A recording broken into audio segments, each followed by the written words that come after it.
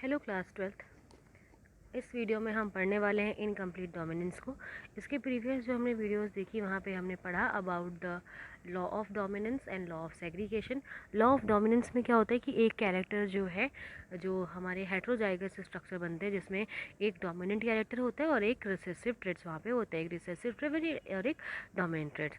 सो incomplete dominance का क्या मतलब है, जब एक्चुअली हुआ ये था कि जब पी प्लांट पे जो एक्सपेरिमेंट हैं जो रिपीट किए गए बेटा, तो जो अदर ट्रेड्स हैं यानी कुछ जो अदर प्लांट्स थे उनके जो अदर ट्रेड्स हैं वहाँ पर कभी कभी ये देखा गया कि जो F1 है यानी कि जो F1 है वहाँ पर जो फिनोटाइप मिल रहा है यानी कि जो वहाँ पर प्रोडक्ट हमें मिल रहा है, यहाँ पे जो प्रोजनी हमें वो मिल रही है, वो ना तो अपने पेरेंट्स से मिलती है और ना ही अपने किसी मतलब दो पेरेंट्स जो होते हैं उनमें से किसी भी एक पेरेंट से वो नहीं मैच करती।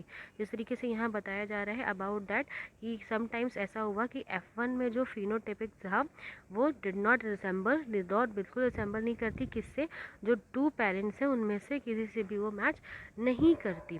सो जिसकी वजह से ये चीज़ हुई, बिकॉज जैसे पहले हम ये देख रहे थे कि कैपिटल टी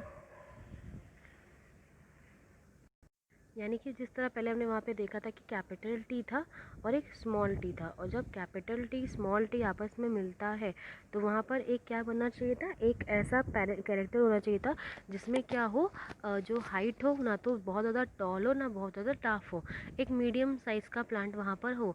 बट ऐसा कोई भी कैरेक्टर हमें वहाँ देखने को नहीं मिला था। बट कुछ ऐसे एक चीज़ें यहाँ पर देखी गई ना, डॉग फ्लावर प्लांट है ना, डॉग फ्लावर उसका नाम है, जिसे हम स्नैप ड्रैगन ड्रैगन भी कहते हैं वहाँ पर।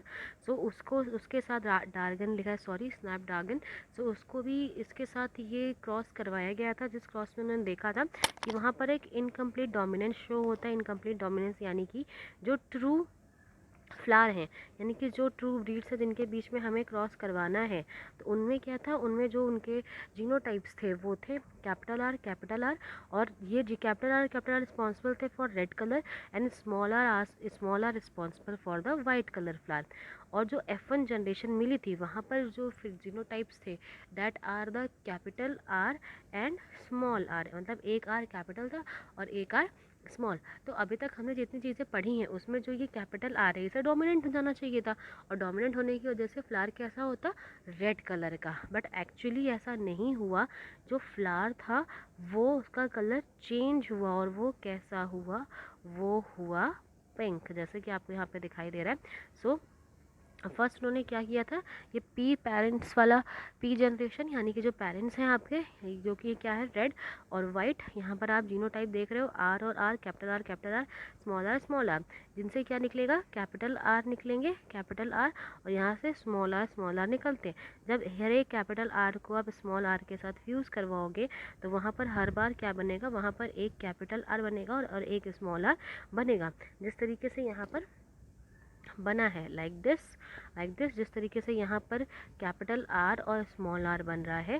सो सारे ही प्रोजनी कैसे होनी चाहिए थी, अभी तक जो हमने चीज़ें पढ़ी ऊपर कैपिटल टी और स्मॉल टी के रिगार्डिंग, तो होना तो चाहिए था कि कैपिटल आर डोमिनेंट रहे और रेड कलर हो, बट नहीं, यहाँ पर आपको दिखाई दे रहा है कि F1 जनरेशन में एक दूसरे तरह का एक कैरेक्टर निकला, जैसे कि हम अज्यूम कर रहे थे अभी तक कि एक हाइब्रिड कैरेक्टर वहाँ पर मिले, तो ऐसा एक हाइब्रिड कैरेक्टर मिला इन डॉग फ्लावर, ठीक है, तो वो पिंक कलर का था। एंड आफ्टर दैट जो ये हाइब्रिड मिला है यानी कि स्मॉल कैपिटल आर और स्मॉल आर जब मिला, इनमें जब सेल्फ पॉलिनेशन कराया गया, सेल्फ क्रॉस जब वहाँ पर कराया गया, सो वहाँ से क्या होगा, दो गैमेट्स मिलेंगे जो कि है capital R small R, capital R small R. और जब इनके बीच में क्रॉस करवाया गया तो ये कैपिटल आर इस कैपिटल आर से मिलकर कैपिटल आर, ये स्मॉल आर इस आर से मिलकर कैपिटल आर स्मॉल आर, ये स्मॉल आर इस स्मॉल आर के साथ मिलकर ये नीचे वाला यानी कि स्मॉल आर बनाएगा ये, और ये कैपिटल इस स्मॉल से कैपिटल आर स्मॉल आर। तो यहाँ पर आपको चीज़ें दिख रही हैं, यहाँ जब F2 जनरेशन हुई तो वहाँ पे 4 तरह की चीज़ें आपको तीन तरह की कलर्स आपको देखने को मिले इन F2 जनरेशन। पहला एक तो रेड कलर भी हमें मिला, वाइट कलर भी हमें मिला, एंड साथ में जो हाइब्रिड कैरेक्टर हमें मिला था दैट पिंक कलर, वो भी हमें यहाँ पे देखने को मिला, ठीक है।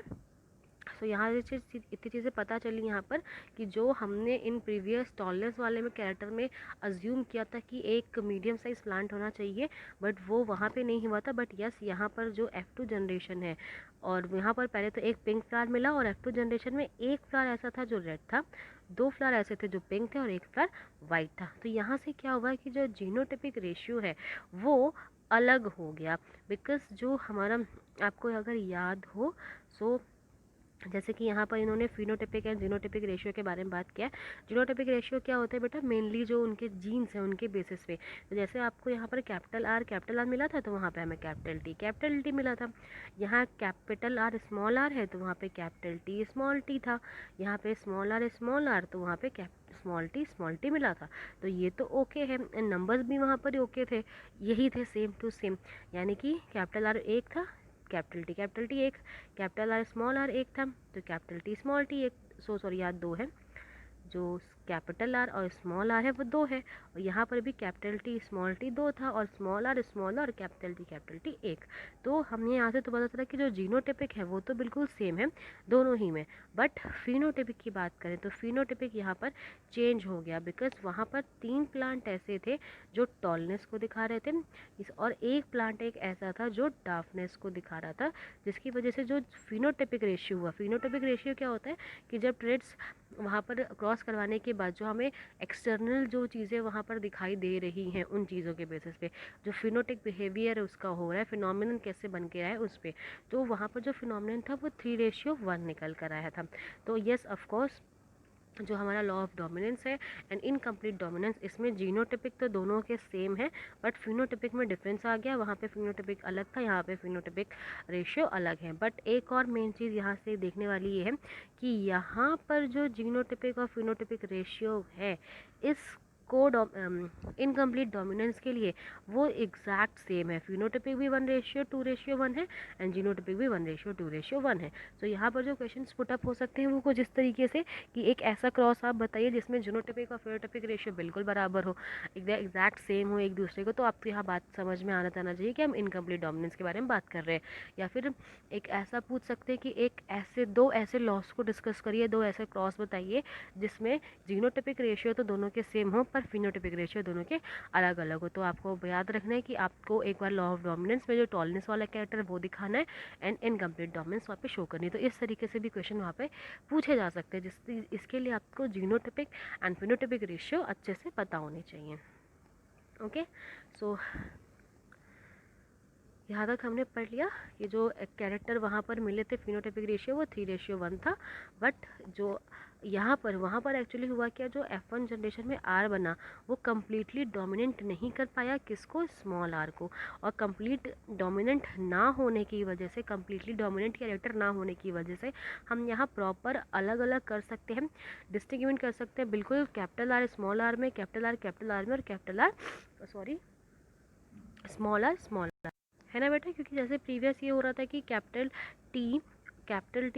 टी और एक साथ रहे, और कैपिटल टी स्मॉल टी एक साथ रहे, तो वहाँ पे प्रॉब्लम होती थी, समझ में नहीं आता था कि कौन से कैरेक्टर यहाँ पर डोमिनेंट है, क्या कैरेक्टर है प्लांट के अंदर। क्योंकि अगर कोई प्लांट टॉल है, लंबा हो गया, सो डिपेंड करता है कि कौन सा कैरेक्टर होना चाहिए, दोनों में से कोई भी कैरेक्टर हो वहाँ पर, तो उसके लिए हमें वहाँ पर टेस्ट क्रॉस करवानी पड़ती है। पर यहाँ पर तो कोई दिक्कत ही नहीं है, सारी चीज़ें अलग अलग है, तो उसको हम इसलिए यहाँ पर समझ सकते हैं। ओके, नेक्स्ट है explanation of the concept of dominance. Dominance के कॉन्सेप्ट को यहाँ पे थोड़ा सा समझाने की कोशिश की है कि व्हाट इज एग्जैक्टली डोमिनेंस होता है क्या है। एक्चुअली बेटा जो एलील्स होते हैं, जैसे मैंने आपको बताया कि जो भी एलील्स जिसमें या तो दो कैरेक्टर होते हैं, है ना, या डब्ल्यू हो या आर हो, जो भी हो बेटा, तो उसमें एक कैरेक्टर्स होते हैं, एलील्स होते हैं ना, एंड उनमें से एक डोमिनेंस या फिर एक रिसेसिव होता है। सो इस प्रॉब्लम को अंडरस्टैंड करने के लिए पहले तो हमें क्या पता होना चाहिए, हमें जीन्स के बारे में चीज़ पता होनी चाहिए। जो भी चीज़ें हैं यहाँ पर वो जीन्स के बारे में ही है, और जीन्स से ही चीज़ें प्रोसीड होती हैं। सो एक्चुअली जीन्स क्या करते हैं, वो इन्फॉर्मेशन को एक्सप्रेस करते हैं और वो कंटेन करते हैं। मतलब जो जीन्स होते हैं पर्टिकुलर, जैसे ये कैपिटल टी है, ये एक तरह का जीन्स है, गैमेट जीन्स है, जिसमें एक इन्फॉर्मेशन है। इन्फॉर्मेशन क्या है कि जो भी प्लांट है वो टॉल होगा। तो जितने भी जीन्स होते हैं उनमें अपने एक इन्फॉर्मेशन होती है, एंड ये इन्फॉर्मेशन जो एक पर्टिकुलर ट्रेट्स को, एक पर्टिकुलर बिहेवियर को शो करता है। ठीक है। सो इन डिप्लॉयड ऑर्गेनिज्म का मतलब क्या है, जैसे कि डिप्लॉयड ऑर्गेनिज्म जैसे कि हम हैं, यानी कि एक ह्यूमंस होते हैं, तो उसमें होता है क्या बेटा, ये एक अगर ये प्रोजनी है यानी कि जाइगोट है, तो इसमें जो भी कैरेक्टर या फिर 2n जो स्ट्रक्चर है उसमें से एक n कहाँ से आता है, फ्रॉम द मेल, और एक n कहाँ से आता है, फ्रॉम द फीमेल। एंड ये n आपस में ज्वाइन होकर एक डिप्लॉयड स्ट्रक्चर बनता है। तो ये जो डिप्लॉयड स्ट्रक्चर है इसमें हर एक कैरेक्टर की 2 कॉपियाँ होती हैं, 2 कॉपीज़ होती हैं। 2 कॉपीज़ का मतलब यहाँ पर क्या है, मतलब कि जैसे कि अगर फॉर एग्जाम्पल जैसे मैं आपसे भी कह रही थी बेटा कि 2 कॉपीज़ होती है ना, तो 2 कॉपीज़ जो होती हैं वो एक्चुअली एक जो प्रोजनी है उसमें वो 2 कॉपीज़ जो 2n कैरेक्टर है वो, जैसे मैंने भी बताया कि एक पेरेंट से आता है और एक मेल से आता है, एक फीमेल से आता है ना। तो चलो इसे एक एग्जांपल लेके समझते हैं। एक एग्जांपल इन द सेंस कि अगर कोई बेबी है, उसका जो कलर है ना, उसका जो कलर है वो डिपेंड करता है किसके ऊपर, उस कलर के लिए उसके पास 2 जीन्स आते हैं, 2 तरह के आते हैं। एक पेरेंट मदर से आएगा, एक फादर से आएगा। अगर मदर कैसी है, फेयर है, बहुत साफ कलर है, फेयर है वो, तो उनमें वो कैसा कलर होगा, मतलब वो फेयर हो सकता है, ठीक है, वाइट हो सकता है। और अगर एक कलर है ब्लैक के लिए, ब्लैक हो सकता है। तो यहाँ पर 2 तरह के जीन्स होते हैं। तो हर एक कैरेक्टर के लिए, मतलब कि जो भी प्रोजनी बन रही है वो उसकी टॉलनेस किसके ऊपर है, वो ज़्यादा टॉल होगा या कम टॉल होगा, इसके लिए भी वहाँ पर 2 ट्रेट्स होंगे, 2 कॉपीज़ होंगी। उनमें से जो ज़्यादा डोमिनेंट होगा वो वहाँ पे वर्क करेगा। या कुछ भी कैरेक्टर आइज़ के कलर के लिए, जैसे स्किन कलर या फिर हेयर कलर, कुछ भी चीज़ें बेटा, हर एक चीज़ को लेकर वहाँ पर 2 कॉपीज़ होती है, 2 तरह की वहाँ पे कॉपियाँ होती हैं, 2 तरह के एलील्स होते हैं। क्यों? बिकॉज वो किससे बना हुआ है, मदर और फादर सेल से मिलकर बना होता है। तो हर एक कैरेक्टर के लिए एक जीन्स होता है, वो मदर से आता है, और नेक्स्ट फादर से आता है। इसीलिए जो 2 एलील्स होते हैं वो एक पेयर में होते हैं। हर एक कैरेक्टर के लिए 2 एलील्स होते हैं, पेयर में होते हैं। And they are not identicals. बिल्कुल जो एलील्स होते हैं वो आइडेंटिकल्स नहीं होते, क्योंकि वो अलग अलग, तो these 2 alleles need to always be not always be identical. हमेशा वो आइडेंटिकल्स नहीं होते। तो जब वो ऑलवेज आइडेंटिकल्स नहीं होते तो वो कैसे होते हैं, हेट्रोजाइगोमस होते हैं। और हेट्रोजाइगोमस होने की वजह से, बिकॉज दो अलग अलग पेरेंट्स का है, जिससे वो हेट्रोजाइगोमस होते हैं। और हेट्रोजाइगोमस होने की वजह से वन ऑफ देम, किसी एक में कभी कभी क्या होता है, कुछ चेंजेस आ जाते हैं, कुछ मॉडिफिकेशंस आ जाते हैं। और इन मॉडिफिकेशन की वजह से जो इन्फॉर्मेशन उन्हें देनी चाहिए वो पर्टिकुलर वो इन्फॉर्मेशन यहाँ पर नहीं दे पाते। जैसे यहाँ पे लिखा हुआ है कि जब उन्हें मॉडिफिकेशन हो जाएगा तो जो इन्फॉर्मेशन, पर्टिकुलर इन्फॉर्मेशन उन एलील्स में है उनमें भी थोड़ा सा चेंज जाता है, उन इन्फॉर्मेशन में भी थोड़े से चेंजमेंट आ जाते हैं। अब एक एग्जांपल लेकर उन्होंने यहाँ से समझाया है कि अगर हम एक एग्जांपल लेते हैं कि एक जीन है वो क्या करता था, वो एंजाइम को प्रोड्यूस करता है। ठीक है, एंजाइम प्रोड्यूस करने में भी हमारे बॉडी में बहुत सारे वर्क है जो एंजाइम की तरह होते हैं। तो एक ऐसा जीन है जिसके थ्रू एंजाइम्स को प्रोड्यूस किया जाता है। और अगर एक जीन है तो ऑफकोर्स उसमें 2 कॉपीज होंगी जो 2 एलील्स के थ्रू वहाँ पर आई हैं। तो 2 कॉपियाँ हैं उनमें। तो ये ऐसा एक अज्यूम किया गया कि उनमें एक नॉर्मल एलील है, यानी कि एक बिल्कुल नॉर्मल है, उसमें कोई चेंजेस नहीं है। जैसे वो नॉर्मली जो भी एंजाइम वो प्रोड्यूस करता है वही एंजाइम वो प्रोड्यूस करेगा।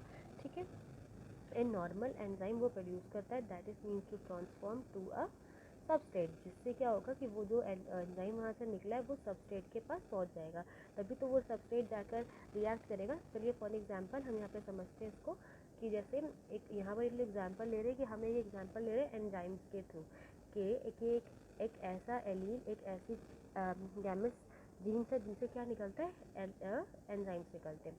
तो वहाँ पर भी 2 पेयर होंगे, 2 कॉपीज़ हैं, है ना। तो एक हम पेयर इसे मान लेते हैं, एक पेयर इसे मान लेते हैं। तो एक तो बिल्कुल नॉर्मल है, एक बिल्कुल नॉर्मल है, जिस तरीके से होना चाहिए था उसी तरीके से है, बिल्कुल नॉर्मल है। और इस नॉर्मल से जो भी एंजाइम्स निकल रहे हैं वो उस पर्टिकुलर सबस्ट्रेट के पास जा रहे हैं जहाँ पर उन्हें जाना चाहिए था। तो ये तो बिल्कुल नॉर्मल है। और जो दूसरा कैरेक्टर जो इसके साथ लगा हुआ दूसरा एलील्स है, अगर उसमें मॉडिफिकेशन हो जाए, यानी कि जो मॉडिफिकेटेड एलील्स है दोनों में से एक तो बिल्कुल नॉर्मल, दूसरा जिसमें मॉडिफिकेशन हो रहा है, तो अगर इसमें मॉडिफिकेशन होता है तो वहाँ पर जो पॉसिबिलिटीज़ हैं वो 3 तरह की पॉसिबिलिटीज़ है। पहला तो क्या हो सकता है, पहले कि वो भी नॉर्मल हो, ज़्यादा कुछ में मॉडिफिकेशन ना हुआ, तो अगर वो भी नॉर्मल हो, या फिर लेस इफेक्टिव हो। 2 तरह का हो सकता है, लेस नॉर्मल भी हो सकता है, और जो पहले से इफ़ेक्टिव हैं उनसे वो थोड़ा सा लेस इफ़ेक्टिव भी हो सकता है वहाँ पर।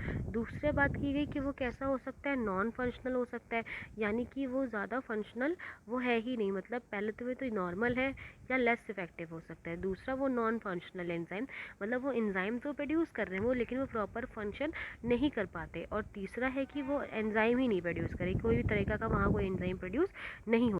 फर्स्ट केस जैसे कि यहाँ पे आपको 3 केस मिले। पहले केस में क्या था बेटा कि जो मॉडिफाइड एलील्स है वो या तो इक्विवेलेंट है या तो जो नॉर्मल वाला जो एलील था उसी के जितना होगा या तो उससे लेस। तो अगर उसी के जितना नॉर्मल है तो वो बिल्कुल इक्विवेलेंट होगा किसका, अनमॉडिफाइड एलील्स के। 2 एलील्स हमें मिले थे, एक नॉर्मल था और एक मॉडिफाइड। तो अगर मॉडिफाइड वाला जो है वो नॉर्मल इफेक्ट के बराबर ही वैसे है तो बिल्कुल वो इक्विवेलेंट होंगे वर्क में, जिसकी वजह से फिनोटाइप सेम रहेगा, सेम ट्रेड को ही दोनों ट्रांसफॉर्म करेंगे कहाँ तक, सबस्ट्रेट तक। बट अगर वहीं और इसकी वजह से क्या होगा कि जो एलील्स पेयर है वो भी बहुत नॉर्मल निकल कर आएंगे, ऐसा बहुत कॉमनली होता है। बट ऐसा हो कि अगर जो मॉडिफाइड ट्रेड यहाँ पर है जो एलील्स है वो नॉन फंक्शनल हो जाए या फिर वो कोई भी एंजाइम प्रोड्यूस नहीं कर रहा है, तब जो भी फिनोटाइपिक है वो अफेक्ट होता है, जिसकी वजह से जो फिनोटाइपिक ट्रेड होना चाहिए वो टोटली किसके ऊपर डिपेंडेंट हो गया, वो तो फंक्शन है वो बिल्कुल नॉन मॉडिफाइड एलील के ऊपर डिपेंडेंट हो गया। अगर आपको याद होगा सो मैंने आपको क्या बोला था अभी बेटा कि जो भी चीज़ें होती है जो भी कैरेक्टर है उनमें 2 तरह के पेयर्स होते हैं ना। अगर 2 तरह के ट्रेड्स हैं उनमें से एक क्या है नॉर्मल और एक क्या है मॉडिफाइड, ये नॉर्मल है और ये है मॉडिफाइड। अगर जो मॉडिफाइड कैरेक्टर है वो क्या हो गया, वो लेस इफेक्टिव हो गया या फिर वो एंजाइम ही नहीं प्रोड्यूस कर रहा है, नो एंजाइम, या फिर जो एंजाइम है वो इफेक्टिव नहीं है, तो उस सेंस में क्या होगा कि जो मॉडिफाइड कैरेक्टर तो भले वो कैरेक्टर भले ही मॉडिफाइड हो गया बट उसका वहाँ पर कोई वर्क नहीं हो रहा। तो अगर वर्क नहीं हो पाएगा तो वो टोटली किसके ऊपर डिपेंड करेगा, जो नॉर्मल कैरेक्टर है उन्हीं के ऊपर वो वर्क डिपेंड करेगा। वही चीज़ें यहाँ पर बताई गई हैं कि अगर वो एंजाइम ना प्रोड्यूस कर सके या नॉन फंक्शनल हो जाए, एंजाइम कोई भी तरह का वहाँ पर ना हो, तो जो भी कैरेक्टर है वो अनमॉडिफाइड एलील्स के ऊपर आ जाता है।